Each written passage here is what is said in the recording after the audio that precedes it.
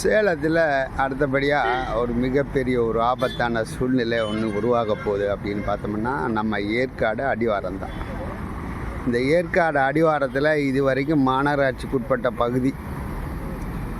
இது சேலத்தில் மிகப்பெரிய சுற்றுலாத்தலம்னு கூட சொல்லலாம்.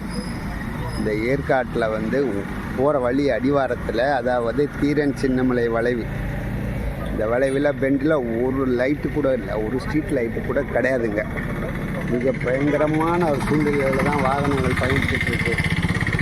இறக்கத்தில் மிகப்பெரிய ஒரு ஆபத்தான ஒரு விபத்து ஏற்படுறதுக்கான வாய்ப்பெல்லாம் இருக்குது.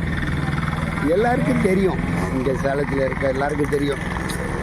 பட் இதை பற்றி எந்த ஒரு கவர்மெண்ட்டோ அல்லது இந்த ஏரியாவில் இருக்கக்கூடிய மக்கள் பிரதிநிதியோ யாருமே இதை பற்றி கண்டுக்கிறது இல்லை. ஆனால் பயங்கரமான ஒரு ஆபத்தான நிலைமை பாருங்கள். இது சேலம் ஏற்காடு பாருங்கள், தீரன் சின்னமலை வளைவு. இந்த ஏரியாவில் ஒரு லைட் வசதி கிடையாதுங்க, எந்த ஒரு வசதியும் கிடையாது. என்ன வேணாலும் எப்போ வேணாலும் நடக்கலாம். அது மட்டும் இல்லாமல் விபத்து மட்டும் இல்லைங்க, இரவு நேரங்களில் தனியாக போகக்கூடிய தம்பதிகளை வழிமடக்கி தாக்கி பலவிதமான பயங்கரமான சம்பவங்களை செய்யக்கூடிய கும்பல் கூட இந்த பகுதியில் சுற்றிட்டு இருக்குது. போலீஸ் கூட இந்த பகுதிக்கு வர்றதே இல்லை.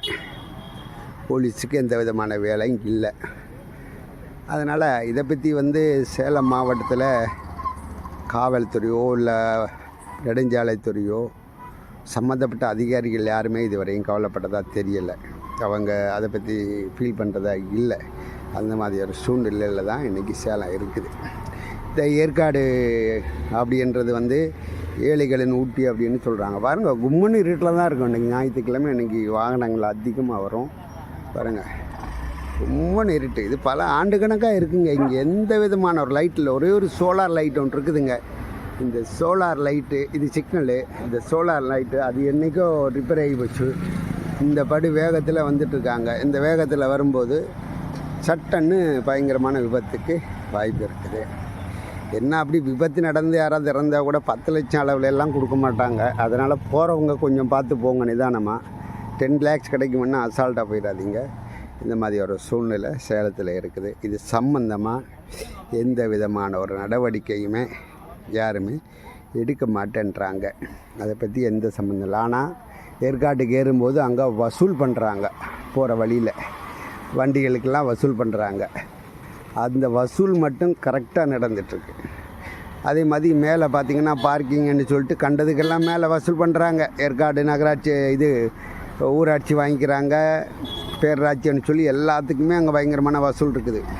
ஆனால் பண்ணக்கூடிய வசூலில் இதில் ஒரே ஒரு ஸ்ட்ரீட் லைட் போடுறதுக்கு மட்டும் பாவம் ரொம்ப வசதி இல்லாத ஒரு நிலைப்பாட்டில் இந்த சேலம் மாவட்ட அரசு நிர்வாகம் செயல்பட்டுருக்கன்றதாங்க ரொம்ப வேதனையான விஷயம். நிறைய சமூக ஆர்வலெல்லாம் சேலத்தில் இருக்காங்க. ஆனால் யாருமே அதை பற்றியெல்லாம் கவலைப்பட மாட்டாங்க, கண்டுக்க மாட்டாங்க.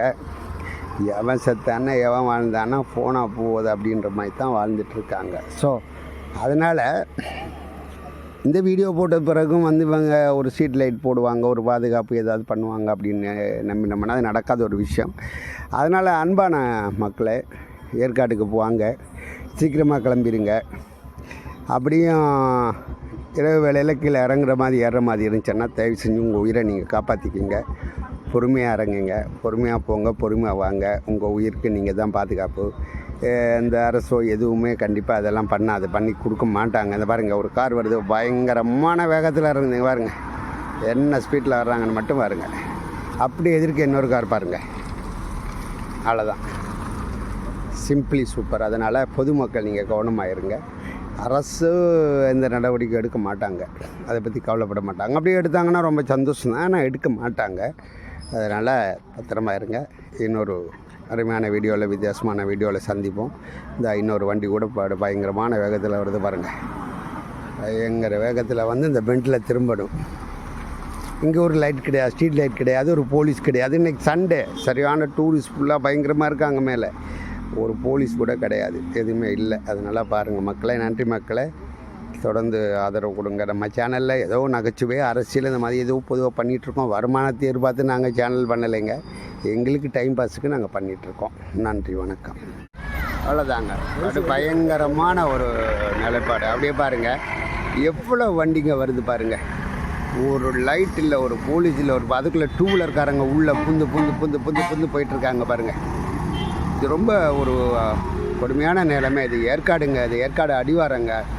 ஏற்காடு அடிவாரத்தில் இங்கே தான் சிட்டிக்குள்ளே என்ட்ராகக்கூடிய இடம். பாருங்கள் எவ்வளோ வண்டி வருது. இன்றைக்கி ஞாயிற்றுக்கிழமை பயங்கரமான கூட்டங்க. மேலே இதை விட பயங்கரமாக இருக்கும். இதை பற்றி எந்த ஒரு நடவடிக்கை எடுக்கலைங்க. இது மிகப்பெரிய ஒரு ஆபத்தான ஒரு விபத்துக்கான நிகழ்வு இருக்குது. ஏற்கனவே பஸ்ஸெல்லாம் கவுந்துருக்குது பயணிகளோட. அதனால் அதை பற்றி கண்டுக்கலைங்க. பாருங்க ஒரு லைட்டு கிடையாதுங்க. மேலேருந்து சல்லுன்னு இறங்கிட்டு இருக்காங்க. அங்கே பாருங்க எவ்வளோ வண்டி போயிட்டு பாருங்க லைனில். அவ்வளோ வண்டி இறங்கி வந்துட்டுருக்குது. இது சேலத்தில் இந்த மாதிரி ஒரு நிலைப்பாடு, அதுவும் மாநகராட்சி சிட்டிக்குள்ளே பக்கத்தில். அதை பற்றி கண்டுக்கலை. ஒரு லைட்டே கிடையாதுங்க. தீரன் சின்னமலை வளைவு தான் ஃபஸ்ட்டு பெண்டு. மேலே ஏறக்கூடிய இடம், லாஸ்ட் எண்டு முடியக்கூடிய இடம். இது ரொம்ப கொடுமையானது. இது சம்மந்தமாக என்ன நடவடிக்கை எடுக்க போகிறாங்க அப்படின்றது தான் தெரியலைங்க.